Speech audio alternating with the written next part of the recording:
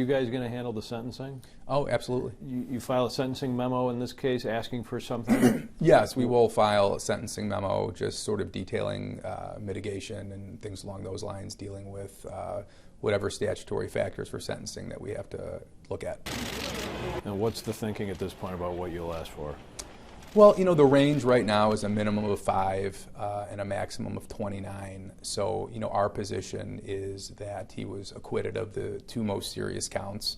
And, you know, people can say what they want about Harvey Weinstein, but he's done a lot of wonderful things for charities, for AIDS research, donated a ton of his time and money. We want the court to be fair in sentencing. We don't know if that's going to happen. Certainly, I think that the alleged victims are going to testify at a victim impact statement at the sentencing hearing. But if this wasn't Harvey Weinstein, we think the sentence would be much less significant than what we're expecting. But we don't know what Judge Burke is going to do at this point. Well, I mean, people who've never sat through a sentencing hearing don't understand probably that those mitigating parts of his past get a lot of attention. They should. You know, when you're sentencing an individual, and obviously the verdict came back, it was a split verdict. We absolutely respect the jury's hard work. We don't agree with their findings of guilty, but when you sentence an individual, you have to look at the entire individual, good and bad, and hopefully the court will take a lot of the good into consideration. You know, I was asked not too long ago whether I thought Mr. Weinstein could get a fair trial. I don't know if he ever could. You know, a jury comes in, and during jury selection, before we even got into the round of questionings, the court asked if anybody had heard about this case. Everybody raised their hand. Before we got into any of the questioning, they were asked if they could be fair and impartial.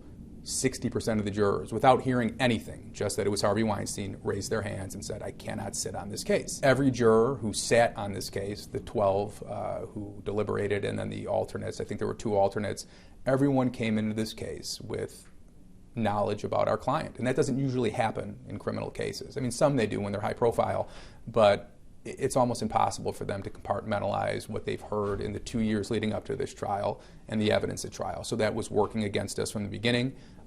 The press, there were 80 members of the press there every day.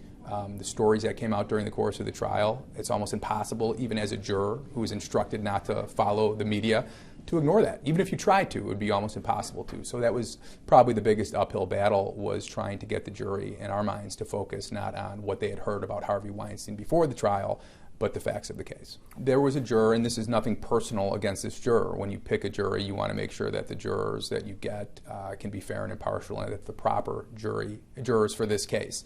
The juror that we had moved to get off her cause had written a book called The Age of Consent that dealt with predatory older men. I was able to question her on that, and we thought that based on my questioning that she should have been excused from the trial as sitting as a juror.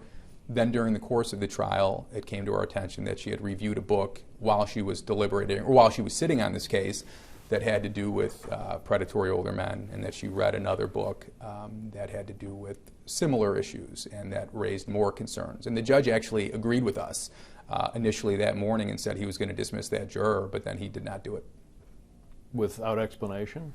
He brought her out, asked her some questions, and kept her. So it was odd. In our belief, that will certainly be an issue. Did she contend that she could still, even having read that, put it aside and she render a fair verdict? She did. She was questioned again about it after the initial round of questioning, but it was our position that based on her initial answers, we thought we had successfully challenged her for cause, and the court didn't agree. And do those ever have legs on appeal, those Absolutely. kinds of things? Absolutely. New York law is pretty clear that if you're questioned about something and your answers are not candid, that is a ground for a reversible error. How the appellate court deals with that, we'll have to see, but that's going to be one of many issues that we're going to raise. At one point in January, he was asked, your client was asked in the hallway, is this going to be a fair trial? And he said, of course. Okay.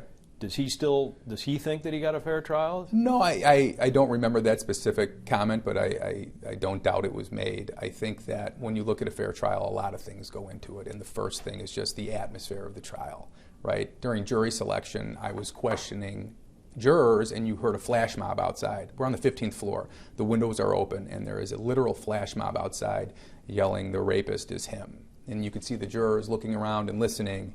And, you know, to walk into court in a situation like that and to have the media attention, and one of the questions that we ask these jurors is, could you find Harvey not guilty and then go back to your families and your friends and your wives and daughters and aunts and uncles and say, I acquitted Harvey Weinstein?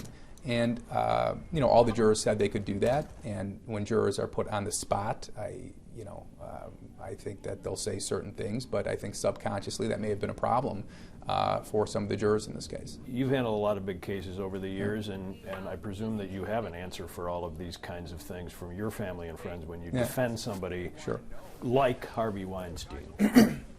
What have they said to you about this, and what do you say? Sure, I've had almost, with few exceptions, nothing but support. The people who know me know what I do for a living. I believe in what I do for a living, and if people don't understand how individuals like Harvey Weinstein deserve a fair trial, and they want to bring that up with me, then they're going to be in for a very interesting conversation.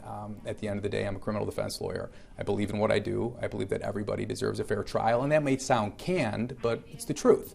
You know, if we don't give people like Harvey Weinstein a fair trial, then we're all lost, because you can't have the mob, you can't have the media, you can't have public opinion determine guilt or innocence. So, and it's always amazing to me how individuals who have never been in trouble before, when they get in trouble, the same criminal lawyers that they castigate become their best friends. So it's a pretty quick conversation if people want to engage it with me, but I have absolutely no regrets about taking this case. I'm proud of the work we did.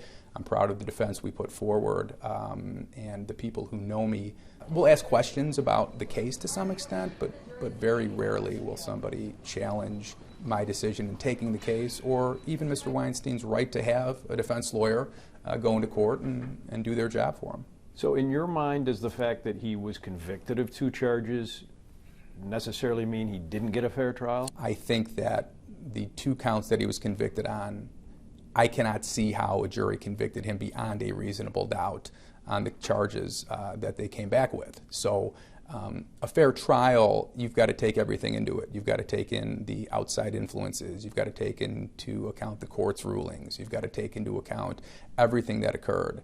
I don't think he received a fair trial. So does the fact that he was convicted of these counts mean that he didn't receive a fair trial? I think it supports that. But I don't know if he could ever get a fair trial. I don't know if somebody like Harvey Weinstein, after the media blitz, I've never seen anything like it. I mean, you can talk about other cases, but this was bigger than just the trial. And I think it's almost impossible for somebody like him, and especially in Manhattan, to get a fair trial. Was there some point in the trial when you realized that there was a threshold, a tipping point, and that you were over it? No, I think part of being a defense lawyer is you go on and you live in this sort of bubble at times, and you take one witness at a time. And there really wasn't a witness that testified throughout the course of the trial that when they were done, we thought, we've lost this case. Quite the contrary. We thought the cross-examinations of these witnesses, and also witnesses we called to directly contradict some of these accusers, was certainly sufficient to raise that doubt. You know, once the jury started asking some questions, some pointed questions, as a lawyer you can sort of read the tea leaves and understand that you may have a problem. With all the big cases you've handled over the years here and other places, did you learn anything from this trial? You learn all the time from every trial. I mean, I think that in this case, we were Chicago lawyers who came out to New York. We didn't have the home court advantage. We had good local counsel. The court staff was great to us. You know, we had, I think, a very difficult time on some of the rulings in front of the court, you know, but you learn as a lawyer every day, and I think that this case was certainly singular. Even in my career, I have handled some other cases that were larger, but nothing like this. I mean, the press. One of the craziest parts about the trial is when you're cross-examining a witness and you're getting to an interesting point, and you just hear the keys clicking and clicking and clicking, so the jury would get this cue that something interesting is happening because of all the reporting going on. What was the core complaint about the coverage? It was completely one-sided. I mean, there were some really interesting articles that were actually written about how the press was not reporting what was actually happening during the course of the trial. There were some really strong points made by the defense throughout the course of the cross-examinations of these witnesses, and they would receive little or no coverage. This case was like any other trial and like no other trial. It was like any other trial that the facts were supposed to rule the day, but like no other trial because it wasn't just Mr. Weinstein on trial. People saw this as a call to arms, as a definitive moment in the Me Too movement. And of course, as a lawyer, that's very difficult because as a defense attorney, you just want the facts and the law to prevail because rarely are movements in our favor when we're defending cases, right?